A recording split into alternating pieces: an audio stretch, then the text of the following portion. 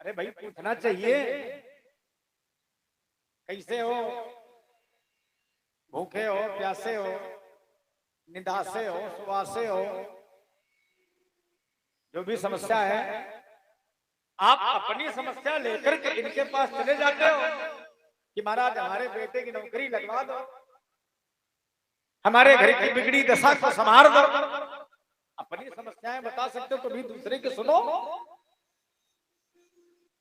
अपनी बताना तो बड़ा आसान है, अपना काम करवा लेना बहुत आसान है, लेकिन किसी का भी कार्य करना आप भी तो सीखो, आप में भी तो होना चाहिए ये।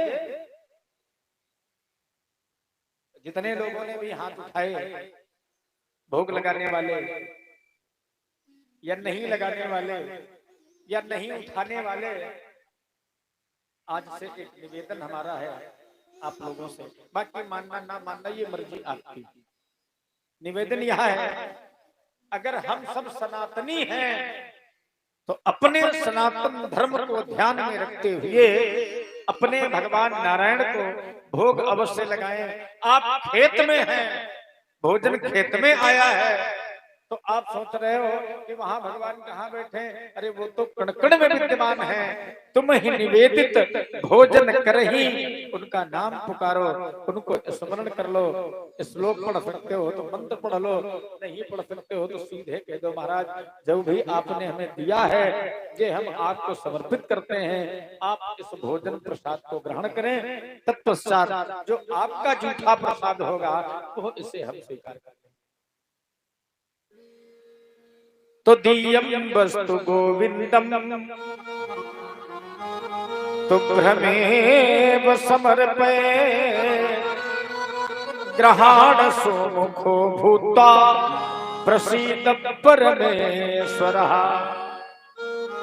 भाव क्या होना चाहिए महाराज? ग्रहाण सुमुखो भूता, इच्छा तो ये है कि आप हमारे सामने बैठकर भोजन करें, ग्रहण करें, ये भाव होना चाहिए।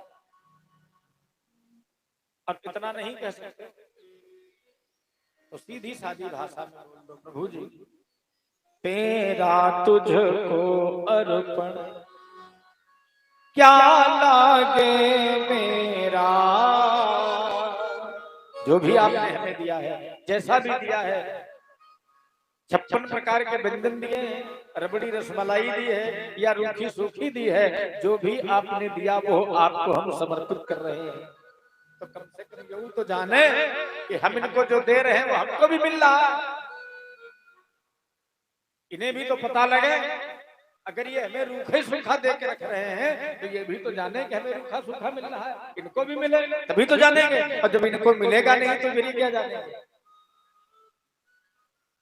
इसलिए निवेदन हमारा आप सभी से, हमारी माताओं से, बहनों से, भैया लोगों से, जहां भी हो, जिस स्थिति में हो, जहां भी आप भोजन करने बैठे हैं तो स्मरण अवश्य कर लें नारायण को। प्रभु आओ, आकर के इस व्यंजन का भोग लगाओ, तत्पश्चात इस भोग लगे हुए व्यंजन को प्रसाद बना करके हम ग्रहण करें। आप लोग अपने घर में रोज छोला बनाते होंगे, रोज कदुआ बनाते होंगे, रोज आलू बनाते होंगे, लेकिन घर का भोजन और भंडारे के भोजन में अंतर होता होगा टेस्ट में, होता है नहीं होता? क्यों? यहाँ क्या विशेष व्यवस्था पड़ी है? आप लोगों के घर की व्यवस्था से कुछ ज्यादा अच्छा डाला गया है, डाला गया है। यहाँ जो भोग भगवान को लगता है और भोग लगने के बाद वो जूठा प्रसाद उसी में डाल दिया जाता है, जिससे वो सब प्रसाद बन जाता है। तभी आप लोगों को बड़ा आनंद आता है, बोले भाई भोजन बहुत बढ़िया मिला। और भोजन प्रसाद ग्रहण करने के बाद भंडारे का, आज तक कोई बता दे कि हम भंडारे में बहुत दबा के खाए थे तो हम बीमार पड़ गए, हमें कालरा हो गया, बता दे कोई इतनी समाज में? कहीं भंडारा आपने खाया हो, और चाहे दोपहर में और शाम में खाएं, दोनों बार में, और घर भी बुला के ले जाए, वहां भी बैठ के खाएं, लेकिन कोई कह दे कि हमें नुकसान कर गया? इतने लोगों को बता दे। प्रसाद कभी नुकसान नहीं करता। प्रसाद जब भी करेगा तो फायदा करेगा। प्रसाद नुकसान नहीं करता। प्रसाद महाराज मांग के ले लेना चाहिए। प्रसाद को मांग कर खाना चाहिए व्यक्ति को। इसलिए हमारा निवेदन, हमें विश्वास है कि आप सब स्वीकारेंगे।